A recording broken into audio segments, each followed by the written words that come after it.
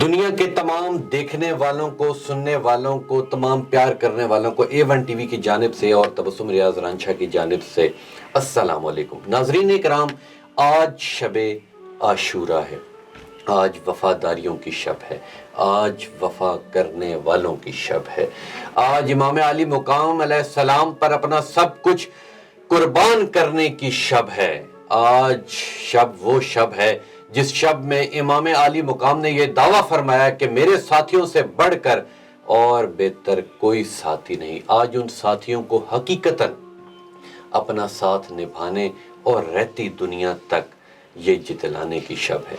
بے شک جو امام نے فرمایا وہ حق اور سچ ہے کہ ہم سے بہتر کوئی ساتھی نہیں۔ آج ناظرین عشق کی معراج کی شب ہے، آج محبتوں کی شب ہے، آج الفتوں کی معراج کی شب ہے۔ آج امام علی مقام امام حسین علیہ السلام کے قدمین میں اپنا سب کچھ لٹانے کی شب ہے۔ آج امام علی مقام امام حسین علیہ السلام کے ساتھ خلد میں داخلے کی شب ہے۔ ناظرین آج امام علی مقام امام حسین کے ساتھ فرشتوں کے جلاؤ میں سرکار مدینہ صلی اللہ علیہ وآلہ وسلم کے قدمین شریفین چومنے کی شب ہے۔ ناظرین ان کو بوسہ دینے کی شب ہے۔ یہ شب کوئی عام شب نہیں۔ کسی بھی عام آدمی کو اگر یہ معلوم ہو جائے صبح اسے قتل کر دیا جائے گا تو وہ اس وقت پوری رات تڑپتا رہے گا، مچلتا رہے گا اور کوشش کرتا رہے گا کہ میں کسی طرح اس سے جان بچا سکوں۔ امام پر اور ان کے رفقا پر معلوم ہے اذان فجر کے بعد جنگ بپا ہونے والی ہے۔ اذان فجر کے بعد 22,000 کا یزیدی لشکر ان کے خلاف کھڑے ہونے والا ہے۔ وہ جانتے ہیں کہ وہ بھوکے بھی ہیں، پیاسے بھی ہیں اور کوئی ان کی مدد کو ظاہری طور پر نظر نہیں آ رہا، لیکن اس کے باوجود ناظرین اس رات کیا ہوا؟ اس رات ڈر نہیں تھا، اس رات خوف نہیں تھا، اس رات بے چینی نہیں تھی۔ میرے رفقا کا کیا ہوگا، پاک بی بی یوں کا کیا ہوگا، ننھے علی اصغر کا، بی بی سکینہ کا۔ وہ امام کے ساتھی ہیں ناظرین جن کا کوئی نام البدل نہیں ہے اور دنیا میں ان کا کوئی مقابلہ نہیں ہے۔ آج یوم عاشورہ ہے۔ اسی پر بات کرنے کے لیے میرے ساتھ موجود ہیں سلام گزار سید زین عباس صاحب۔ السلام علیکم زین عباس صاحب۔ وعلیکم السلام سر۔ بہت شکریہ زین عباس صاحب، آپ نے اپنا اتنا قیمتی وقت دیا۔ واقعہ کربلا کیسے پیش آیا؟ یہ ایک بڑا امپورٹنٹ ایک کوشچن ہے، میں چاہتا ہوں کہ آپ اس کا تفصیلاً جواب دیں۔ واقعہ کربلا کے حوالے سے اگر دیکھا جائے تو واقعہ کربلا میں امام حسین نے انسان کو بیدار کرنے کے لیے کربلا کے مقام پر تشریف لائے۔ واقعہ کربلا کی داستان کچھ اس طریقے سے ہے کہ جس وقت امیر معاویہ نے اپنا جانشین یزید کو بنایا تو یزید کی ظلم و ستم دیکھ کر جو کوفے کے لوگ تھے انہوں نے امام کو خطوط لکھنا شروع کیے، جس پر امام کو بلایا گیا کہ امام آپ آئیں، ہم آپ کی بیعت کرنا چاہتے ہیں۔ تو اس موقع پر امام نے اپنا قاصد جناب مسلم بن عقیل جو کہ امام کے چچا زاد بھائی ہیں ان کو بنا کر بھیجا اور ان کے ساتھ ان کے فرزند جناب اون و محمد، جناب محمد اور ابراہیم ان کو ان کے ساتھ بھیجا۔ تو جب جناب مسلم بن عقیل کوفہ پہنچے تو کوفہ کے لوگوں نے امام کی بیعت کرنا شروع کی۔ جو اس وقت کے وہاں کے خلیفہ تھے ان تک یہ بات پہنچی تو انہوں نے لوگوں سے کہا کہ لوگوں یہ کام مت کرو، ایسا نہ ہو کہ تم اس کے اوپر پچھتاؤ۔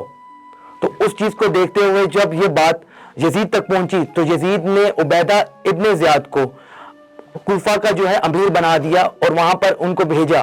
جب جناب مسلم بن عقیل کو یہ خبر پہنچی تو جناب مسلم بن عقیل نے جو ہے خطوط لکھے امام کو کہ امام آپ کوفہ تشریف نہ لائیں کیونکہ یہاں کے جو لوگ ہیں وہ اس وقت یو ٹرن لے چکے ہیں، مکر چکے ہیں، وہ آپ کی بیعت نہیں کر رہے یزید کے ڈر اور خوف کی وجہ سے۔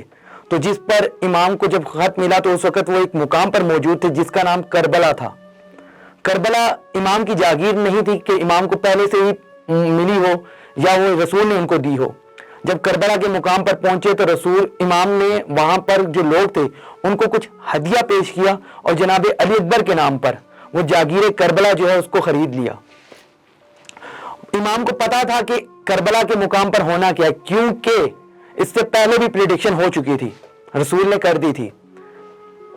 اب کربلا کا جب واقعہ ہوا، کربلا میں یکم محرم کو جب امام کربلا کے مقام پر پہنچے تو دیکھا کہ یزید کی 9 لاکھ کا لشکر جو ہے وہ سامنے موجود ہے. 2 محرم کو امام نے کہا خیمے لگا دیے جائیں.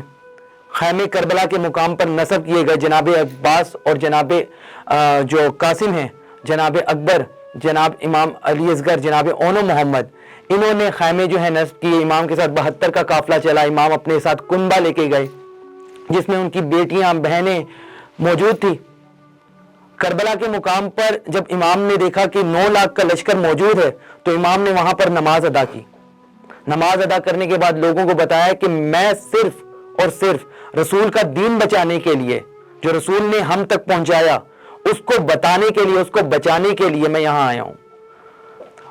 وہاں پر بھی مسلمان تھے، یہاں پر بھی مسلمان تھے، پر فرق صرف یہ تھا کہ وہ اسلام کی طرف متوجہ نہیں تھے. یہاں اسلام اور اسلام کو لے کر چلنے والے لوگ موجود تھے. 2 محرم کو جب خیمے نصب کیے گئے کربلا کے مقام پر تو یزید کی فوج نے چاروں طرف سے امام کو گھیرے میں لیا، کور کیا. کور کرنے کے بعد 3 محرم کو آل رسول پر پانی بند کر دیا گیا، کیونکہ امام کے پاس جو پانی تھا وہ موجود نہیں تھا، پانی ختم ہو چکا تھا، جس پر یزید کی فوج نے امام پر پانی بند کر دیا. وہ امام جن کے پاس کوثر، زمزم اس کے مالک ہیں، ان پر پانی بند کیا گیا. وہ کیا چاہتے، کیا پانی ان کے تک نہیں آ سکتا تھا؟ پر نہیں، امام نے بتایا کہ صبر کرنا ہے. صبر کی تلقین آج بھی ہمیں فرمائی ہے کہ لوگوں صبر کرو. جب پانی بند کیا گیا اس کے بعد جنگ کا آغاز کیا گیا. سب سے پہلے جناب امام حسین کی جو بہن ہے جناب زینب، ان کے فرزند جناب اونو محمد، ان کو کربلا کے میدان میں بھیجا گیا. ان کی جنگ دیکھ کر مولا کا فرمان ہے، مولا نے دیکھ کے کہا کہ لوگوں آج مجھے ایسا لگا ہے جیسے اونو محمد ایسے لڑے ہیں جیسے میں نے عباس کو اور حضرت علی کو جنگ میں لڑتے ہوئے دیکھا تھا. کربلا کوئی چھوٹی سی داستان نہیں ہے، اس پر ظلم و ستم ہوا ہے.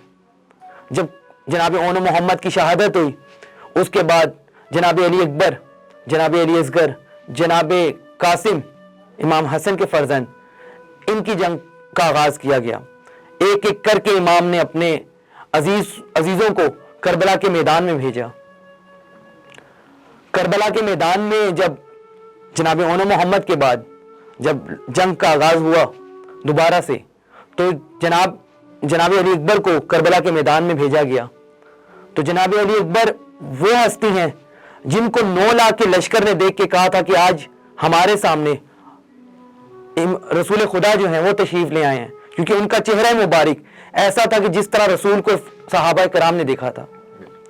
بیوی زینب نے ان کو اپنے پردے میں، اپنی آغوش میں اس لیے چھپا کے رکھا کہ کہیں لوگ اس کو دیکھ کے یہ نہ کہنا شروع کر دیں کہ رسول آ گئے ہیں. بالکل ٹھیک ہے. اس کے بعد جب جناب علی اکبر کو میدان میں بھیجا گیا، جناب علی اکبر کی جنگ دیکھی گئی.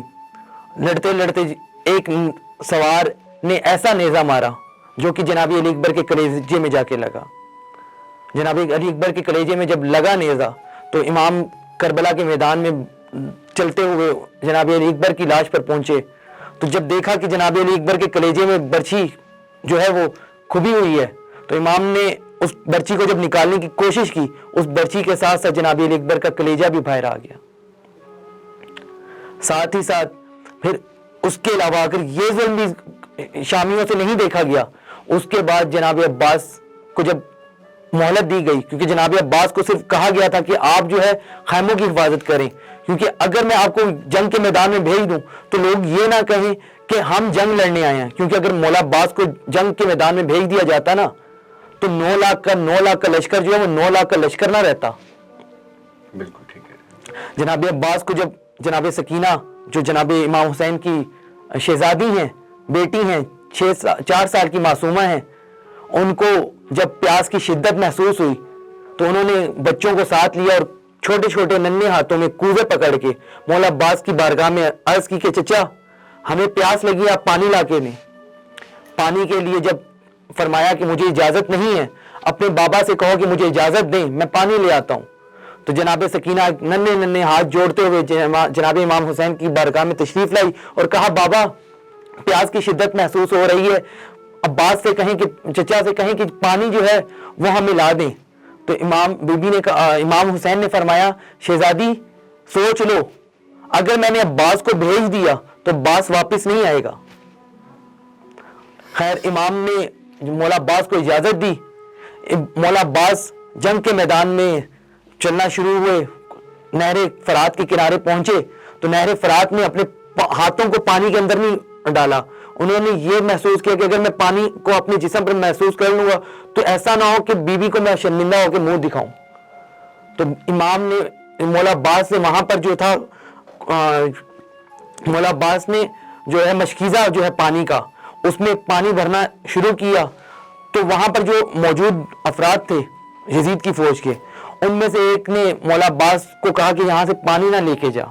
تو مولا عباس نے رکاب گھوڑے کی تھامی اور گھوڑے پر سوار ہوئے تو وہاں سے ایک تیر ایسا نمودار ہوا جو کہ امام کے بازو پر آ کے لگا, دائیں بازو پر.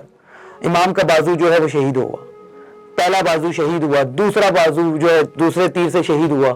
جب امام نے وہ مولا عباس نے جب دیکھا کہ اب پانی کی جو ہے میں پانی جو ہے وہ خیموں تک نہیں لے کے جا سکتا, تو مولا عباس نے وہ مشکیزہ اپنے دانتوں میں رکھ لیا. آخر کار ایک لعین نے ایسا تیر مارا کہ وہ تیر سیدھا سیدھا مشکیزے میں جا کے لگا, جس سے مولا عباس کی آس ٹوٹ گئی. مولا عباس کی آس ٹوٹتے ساتھ ہی مولا عباس گھوڑے سے زین پر گرے. آپ خود اندازہ لگائیں کہ اگر بازو آپ کے ہاتھ نہیں ہے اور آپ گھوڑے سے زین سے زمین پر گرتے ہیں تو اپنے آپ کو کس طرح سنبھالیں گے. ظلم و جبر کی انتہا ہے کربلا. بالکل ٹھیک کہہ رہے ہیں, بالکل ٹھیک کہہ رہے ہیں. مجھے یہ بتائیں کہ حضور پاک صلی اللہ علیہ وسلم کو شہادت امام حسین کا علم تھا پہلے سے؟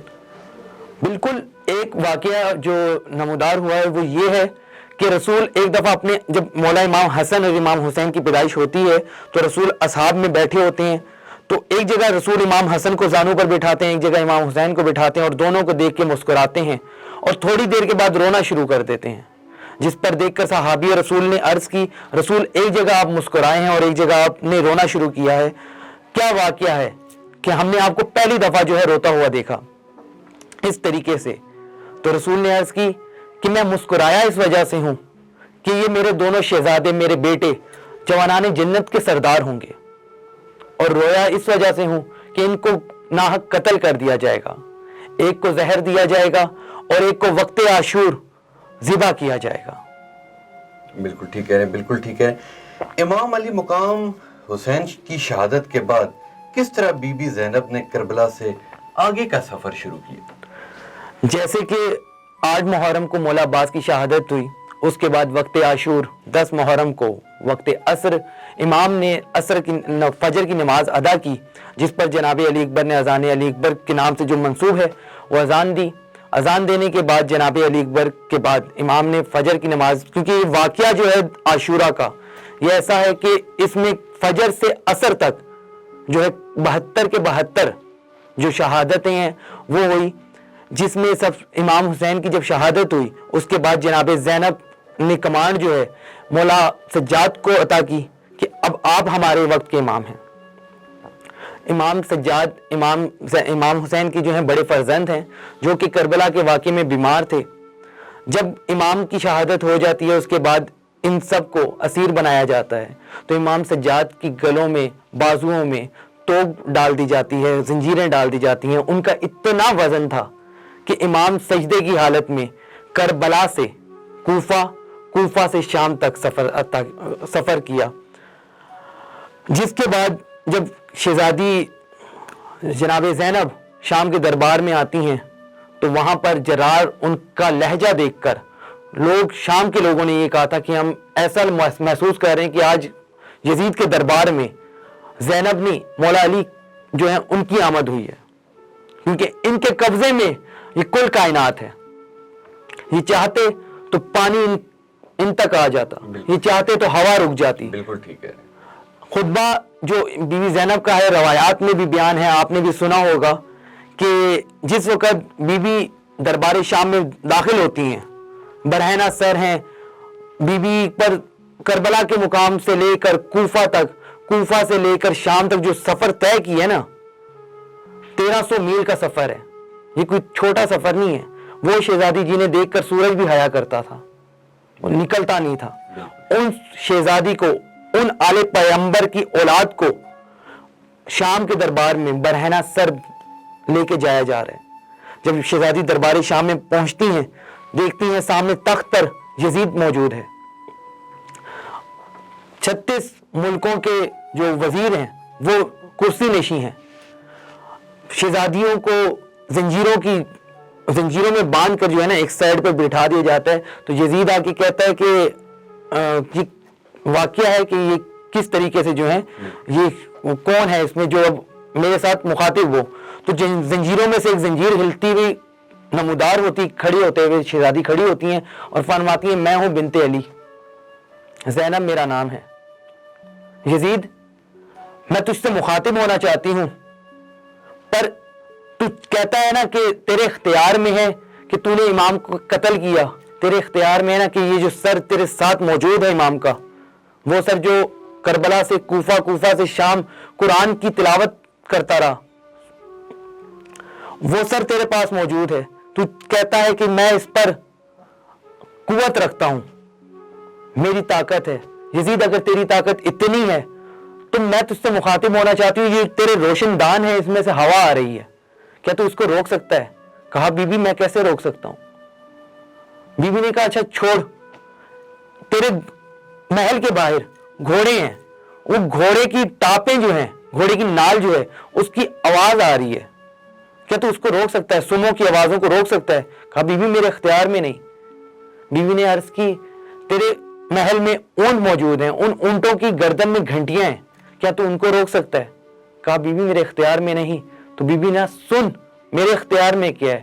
بی بی نے ایک آواز لگائی رک جاؤ, جو روشن دانوں سے ہوا آ رہی تھی وہ رک گئی, جو سم گھوڑوں کے سم جو چل رہے تھے شور مچا رہے تھے وہ وہیں پر رک گئے, جو گھنٹیاں اونٹوں کی گردن میں موجود تھی وہ وہیں پر رک گئی. بی بی نے کہا یہ میرا اختیار ہے. ہم وہ اولاد ہیں جو ان چیزوں پر قبضہ رکھتی ہیں, کیونکہ آپ نے دیکھا ہوگا کہ جو ہم نے یہ چیزیں آج مل رہی ہیں نا, ہوا پانی, یہ ان کی رسول کیا جو ہے وہ صدقہ ہے. بالکل ٹھیک ہے, بالکل ٹھیک ہے, بالکل ٹھیک کہہ رہے ہیں. زین صاحب مجھے یہ بتائیں کہ ہماری جو نوجوان نسل ہے وہ بے شک کسی بھی فرقے کی ہو, سنی ہو, اہل تشیع ہو, کسی بھی فرقے کی ہو, ہماری نوجوان نسل اسلام سے بہت ہٹ رہی ہے. آپ یہ سمجھ لیں کہ فجر کی نماز کی اگر بات کی جائے تو اس میں دیکھ لیں کہ کتنے لوگ ہوتے ہیں. بالکل. اب جمعے کی نماز میں دیکھ لیں کتنے لوگ ہوتے ہیں. یہ جمعے کی جو نماز ہوتی ہے اس میں اتنے لوگ ہوتے ہیں, پر یہ اور کسی نماز میں ہمیں نظر نہیں آتے. ایسا ہی, ٹھیک ہے, نماز تو سب نے پڑھ دی, وہ بے شک کسی بھی فرقے کی ہو. میں اسی لیے سب فرقوں کی بات کر رہا ہوں کہ جو ہماری نوجوان نسل ہے وہ نماز سے اتنی دور چلی گئی ہے. مگر میری ریکویسٹ ہے, میں آپ سے بھی کہوں گا کہ آپ اپیل کریں کہ جو ہماری نوجوان نسل ہیں اسے ایک تو نماز کی عادت ڈالیجیے, دوسرا یہ جو اس طرح کے واقعے ہیں, ٹھیک ہے, ہماری اگر نوجوان نسل کو پتہ نہیں ہوگی تو ہماری آنے والی نسلوں کو کون بتائے گا. تو میری ریکویسٹ ہے کہ آپ نوجوان نسل کو یہ پیغام دیں کہ جو اس طرح کے واقعے ہوتے ہیں, میں بظاہر میں یہ بات کہہ رہا ہوں کہ آپ باہر کسی شخص سے بھی جا کے پوچھیں, اسے یہ نہیں پتا ہوگا کہ 9-10 محرم کو ہوا کیا تھا. حقیقت میں آپ کو بتا رہا ہوں, اور میں آپ سے ریکویسٹ کرتا ہوں کہ آپ اپیل کریں کہ جو ہماری نوجوان نسل ہے, ٹھیک ہے, اس کے اندر یہ چیز آئے. اور میں آپ کو بھی کہوں گا کہ آپ اپنے پلیٹ فارم پہ بھی کچھ ایسا کر کے دکھائیں جس طرح ایک ٹیوشن ہوتی ہے, بچے آتے ہیں, بچوں کو پڑھایا جاتا ہے. تو میری آپ سے بھی ریکویسٹ ہے کہ آپ بھی کچھ ایسا کرنا چاہتے ہیں جس کے اندر آپ کے پاس بچے آئیں اور ان کے پاس یہ تعلیم جائے. بالکل. سب سے پہلے کیونکہ جو کربلا کی تلقین ہے, رسول نے جو پلرز ہیں نا, 5 پلرز ہیں اسلام کے, ان کو بچانے کے لیے کربلا کا واقعہ پیش آیا جس میں نماز سب سے پہلے افضل ہے. بالکل ٹھیک ہے. نماز کی حالت میں مولا علی کی شہادت ہے. 19 رمضان جب مولا علی نماز کی حالت میں, سجدے کی حالت میں نماز ادا کر رہے تھے تو ایک لعین نے جو ہے زہر آلودہ خنجر امام کی سر پر جو ہے وہ ضرب لگائی. साथ ही साथ ضرب लगाई। इसके अलावा इमाम का जो है 9 मुहर्रम 10 मुहर्रम वक्त आशूर असर जो पैगाम है वो भी नमाज की तलकीन है, क्योंकि नमाज की सजदे की हालत में इमाम पर जो है खंजर चलाया गया। तो नमाज हमारा एक दीन का सतून भी है, तो इसको हम अदा करना चाहें। अब आपका एक जिस तरह आपने बताया कि हमारे यहाँ सुबह के वक्त जो फजर की नमाज होती है उसमें आवाम जो होती है वो कम होती है, ठीक है, जो नमाज जुमा में इतने ज्यादा लोग होते हैं, लोगों को ये तो याद रहा कि जुमे की नमाज जो है वो अफजल है, बिल्कुल ठीक है, लेकिन ये याद नहीं रहा कि करबला का जो वाकया है, रसूल ने जो तलकीन की नमाज की वो याद नहीं रही। जुमे की नमाज अफजल है, ये सबको पता है। तो मैं आपको इस पर एक जनाब जो हमारे शायर हैं उनकी नमाज के ऊपर एक अहमियत है कि नमाज वो है जो फाकों पे मुस्तफ़ा ने पढ़ी, सुभान अल्लाह, जगा के अपने ही कातिल को मुर्तजा ने पढ़ी, जो चक्कियों की मुशक्कत में फातिमा ने पढ़ी, गले लगा के जहर को जो मुश्तबा ने पढ़ी, जो चाहता है कि अजमत नमाज की देखे, मेरे हुसैन का वो सजदा आखिरी देखे। सुभान अल्लाह, सुभान अल्लाह। बहुत शुक्रिया ज़ैन साहब, आपने बहुत ही तफसीलन बताया। मिलता नहीं था कोई सहारा यजीद को, ज़ैनब ने इस तरह उजाड़ा यजीद को, खातून जंग कर नहीं सकती इसलिए खतबों की जुल्फकार से मारा यजीद को, करोड़ों सर हैं जिन्हें बचाती हैं नमाजें, जो नमाज बचाए वो सर है हुसैन का। हक व बातिल की लड़ाई अजल से जारी है और ता क़यामत जारियो सारी रहेगी। कभी ये लड़ाई खलीलुल्लाह हजरत इब्राहीम अलैहिस्सलाम के रूप में गरूर के बुतों को पाश पाश करके हक का बोल बाला करती है, और कभी कलीमुल्लाह हजरत मूसा अलैहिस्सलाम की सूरत में फिरौन के खुदाई दावों को गर्क कर देती है। इसी हक व बातिल की लड़ाई में नवासाए रसूल सल्लल्लाहु अलैहि वसल्लम, जिगरे गोशे बतूल के लखते जिगर हजरत इमाम हुसैन और इनके जानसारों ने अपने मुकद्दस खून की आबजारी से दीन इस्लाम का बोल बाला करते हुए बातिल को पाश पाश कर दिया। आपने बातिल की रुसवाई और हक की सरबुलंदी का अजीम फरीजा सर अंजाम देते हुए इश्क मोहब्बत और वफा कुर्बानी की एक लाजवाल दास्तान रकम की। कत्ले हुसैन असल में मर्गे यजीद है, इस्लाम जिंदा होता है हर करबला के बाद। इंशाल्लाह मिलेंगे आपसे अगले प्रोग्राम में, तब तक के लिए अपने मेज़बान तबस्सुम रियाज़ रांझा को दीजिए इजाज़त। अल्लाह हाफ़िज़।